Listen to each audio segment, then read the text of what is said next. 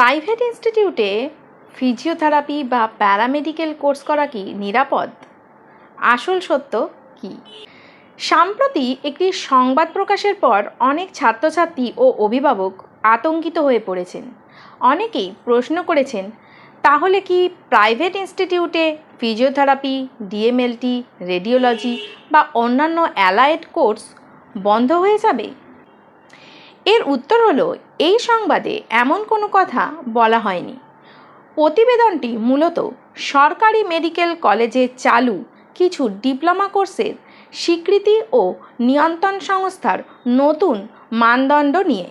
সেখানে কিছু কোর্সের ভবিষ্যৎ নিয়ে অনিশ্চয়তার কথা বলা হয়েছে, কিন্তু সব প্রাইভেট ইনস্টিটিউটেই ফিজিওথেরাপি বা অন্যান্য কোর্স বন্ধ হবে এমন কোনো প্রতিবেদন কিন্তু এখানে নেই। তবে একটি বিষয় খুবই গুরুত্বপূর্ণ, যে কোনো প্রাইভেট ইনস্টিটিউটে ভর্তি হওয়ার আগে অবশ্যই দেখে নেবেন প্রতিষ্ঠানটি সংশ্লিষ্ট বিশ্ববিদ্যালয় বা অনুমোদিত সংস্থার অধিভুক্ত কিনা, কোর্সটির সরকারি বা নিয়ন্ত্রক সংস্থার স্বীকৃতি আছে কিনা, হাসপাতাল ইন্টার্নশিপ ও প্রশিক্ষণের ব্যবস্থা আছে কিনা। শুধু প্রাইভেট লেখা আছে বলেই কোনো প্রতিষ্ঠান খারাপ নয়, আবার শুধু গভর্নমেন্ট লেখা আছে বলেই সব সমস্যা শেষ এমনও নয়।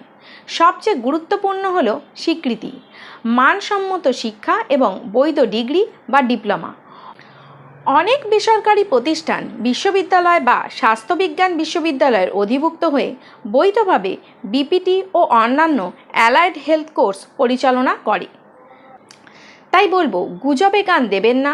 সরকারি বিজ্ঞপ্তি এবং প্রতিষ্ঠানের অফিসিয়াল স্বীকৃতি যাচাই করে তবেই ভর্তি হওয়ার সিদ্ধান্ত নিন। এ ধরনের গুরুত্বপূর্ণ শিক্ষা ও কেরিয়ারের আপডেট পেতে আমাদের চ্যানেলটি সাবস্ক্রাইব করুন। ধন্যবাদ।